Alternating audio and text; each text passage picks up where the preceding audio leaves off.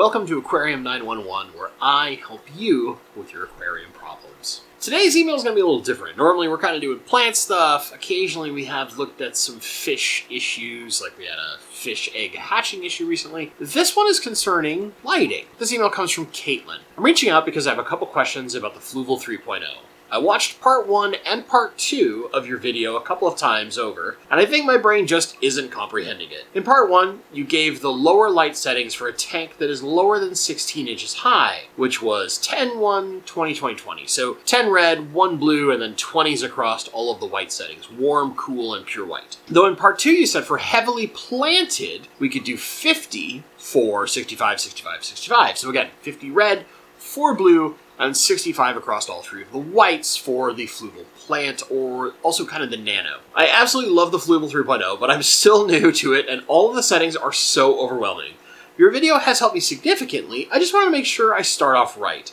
I attached an image below of my Betta's 14-gallon containing a variety of plants. I had the light on auto for about 2 weeks now. Overwhelmed about it all, I just left it, not knowing that it was set to 100 on most of the colors. Yeah, the initial settings are quite intense. My plants definitely are not used to this level of light, and the tops of some did get burnt, unfortunately. The good news is, even when you burn some of your plants, they can recover. Plants are surprisingly durable to things like algae outbreaks, excessive light, and a number of different things. So the good news is this is recoverable. I currently have it set to the 54, 65, 65, 65 setting, though I did export the 10, 1, 20, 20, 20, if that is the one I should start with, until I get my end goal of 54, 65, etc. I appreciate your help and your videos. So we can see the tank here, right? It is a rimless little cube. Might be one of the kind of pre-kit.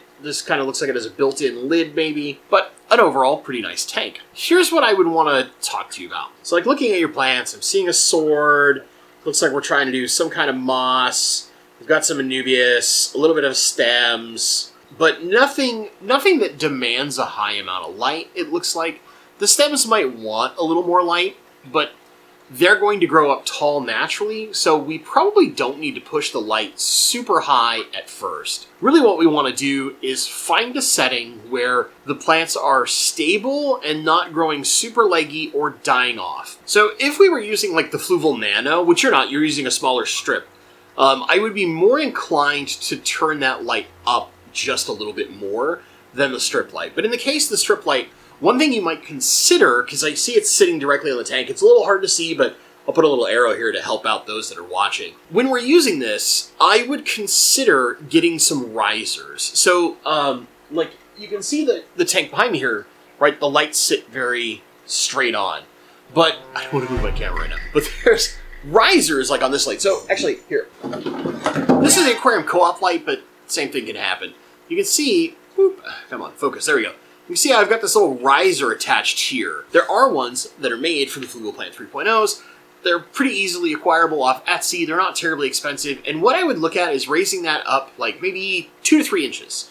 I personally like the about 2-inch to 3-inch line because it's just enough to raise it up without getting so much higher off that I then have to really tinker and toy with my light settings to get them right. And let me explain why I want to raise this up. One, that's going to help the light spread a little bit, because I noticed you got the light kind of toward the back, and so we might not have fully even light across the entirety of the tank, and that might make us inclined to increase the light's intensity higher than we actually need, so that we see everything brightly lit throughout the entirety of the tank. And what that does is, toward that back, directly under that light, it's creating this really strong, really intense light, even though what we really need is probably a more soft, medium-ish light. And I know you're going to be like, medium-ish, Bentley? Bear with me, okay? So by raising it up, I would start with a slightly augmented setting. And what I would look at is, for now, stay with that 10, 1, 20, 20, 20, 20, right? Leave that. But once we raise it up, what I would shift to is 15% red, 2% blue. I know, tiny number, but trust me, a little bit goes a long way. And then for the 3 whites, I want to do pure white at 40. Warm and cool white at 35. Let me explain why we're kind of shifting from the settings that are in my video to something a little more customized, okay? Because of the nature of the size of your tank, and especially when we raise it up, we want a little bit of extra intensity, but not a lot. And we're not trying to push it so much higher that we suddenly have this massive increase and it causes some wonkiness or potential algae with the plants that are present. By lifting it up, that does kind of take a little intensity away. I know 2 to 3 inches doesn't seem like a lot, and specifically, I would try to get the 3-inch riser if you can. Now, if you don't want the light to sit that high, and what I would do is like take a little measuring tape, measure 3 inches, and get an idea of like where that light's going to sit, okay? Then look at the 2-inch one. But I would probably go 3 personally. Why are we doing this? You don't have anything that really needs a ton of light, but we want to make sure that light spread is as even as possible across your tank. Because of its kind of position with what you're doing, you've got that plant that's coming out of the water. We want to kind of lift it a little bit just to help spread that light just a touch. And then what's going to happen is we can make sure that that intensity stays a little bit lower, but is getting enough light to make sure that everything is getting what it needs. From there, it's kind of just a matter of keeping the nutrition balance, doing our water changes, and letting the plants do their thing. Majority of what you're dealing with, just looking at your plants, tend to be more epiphytic plants or water feeding plants. Looks like you have a sword in there. That might be the one thing where you got to put a root tab every once in a while under it, but for the most part, you're probably fine with just something like Easy Green or some other liquid all-in-one water column fertilization to make sure that you're getting enough. Given that you're not using CO2 and you're not like crazy dense planted, and when I say dense planted, I'm talking like this thing, where this is like 75% of the tank is covered in plants. Not hardscape, just plants, basically. And when you start getting to that level, or like the Guppy Mansion, you've seen that, where it's just a massive jungle of plants. Even up here, where I've kind of trimmed it back and calmed it down some, I still have about 70% of the tank that is plants. So if you think about that, this massive level coverage, you have probably like 45-50% if we account for their kind of recovering from that little burn, right? If we account for that, we don't need super intense light. But we also want to make sure that we're not putting too much fertilizer in. You probably can get away, because you don't have super high demanding plants, you do have some that are going to demand 1 pump, maybe 2 a week. Unless you're like splitting it out, if you actually use like a pipette or a syringe to bring that amount down, you might try to do like a little daily dosing if you start running into any algae issues. But for right now, we're going to be really focused on the light. Start at that current, that 10-1, 20-20-20 setting. That's great. Stay there. You might even try dialing just the pure white up to 25.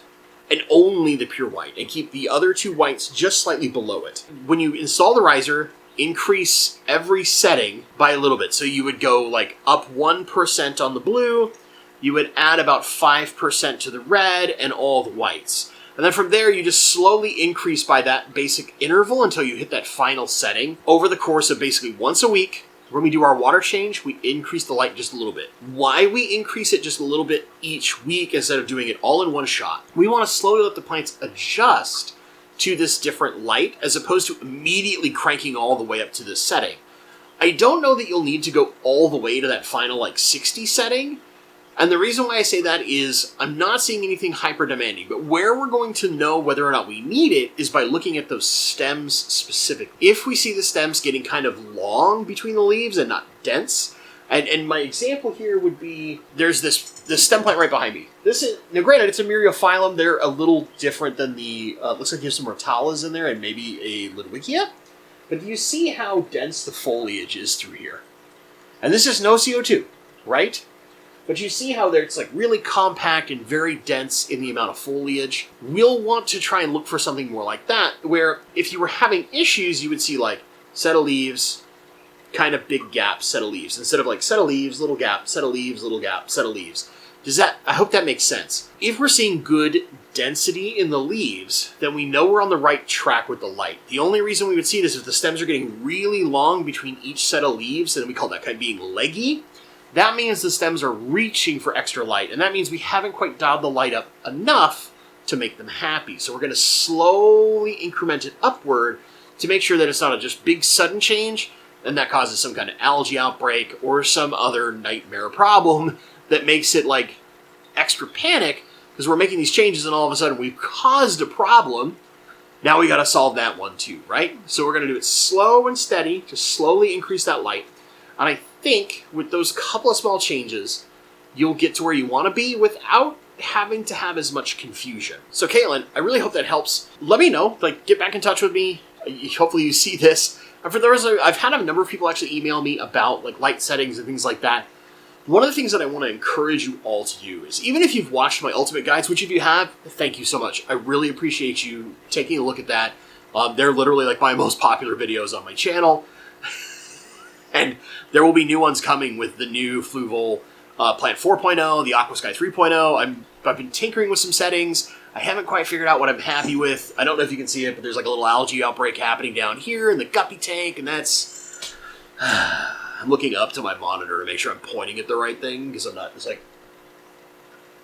I'm a dope, I know. Just know that for anybody who's playing with lights, I got myself a little off track. What else is new? My encouragement is don't look at my settings as like, this is perfect no matter what your scenario is. They're guidelines. And what we should be doing is looking at something like that and getting an idea of why it's designed the way it's designed, and then tinkering with it to fit what we need. So if we have a lot of low demand plants, but we have a kind of like 40-gallon breederish tank, a little bit larger, there's some height but not a lot of height, what we want to do is go, okay, Bentley has that like day sim, and it goes to a fairly high intensity, but my tank's not very tall, and maybe most of my plants are like Java ferns. Well, we want to pull some of those intensities down, but use a very similar appearance curve or timing, right? But just bring the overall settings down, and we just apply that to every one. Like maybe you're bringing each setting down by 25%, and you kind of just do some quick, simple, easy math, right, to bring it down and call it a day. Maybe you're using like a 20 long, that's a very shallow tank. You might cut those settings in half and try something like that to get a feel. And then don't be afraid, like you're seeing plants grow a little leggy. Oh, dial it up a little bit in each point and tinker with it. Be willing to tinker, because that's how someone like me has gotten good, quotation marks, at lighting, is that I've just constantly played and messed with things, and I've generally found what works well in most of my aquariums. But even I deal with problems and have to make adjustments. So when you do run into those problems, don't be afraid to tinker a little bit. Just don't try and change 7 things at once. Change one thing at a time and monitor it for a week or two. And then change another thing. Maybe you start with your fertilizer. Then you change your light. Or maybe you change your light first and then look at changing your fertilizer. Something like that, right?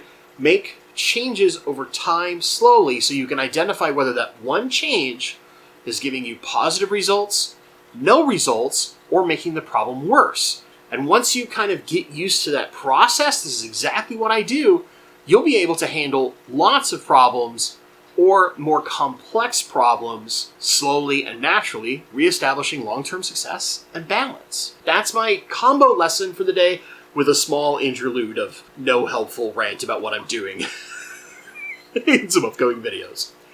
If you've enjoyed this video, if you've learned something, please leave a comment down below. Maybe you got a perfect setting that works exactly for your tank on the fluval. You're using a smaller tank. Leave your settings down below.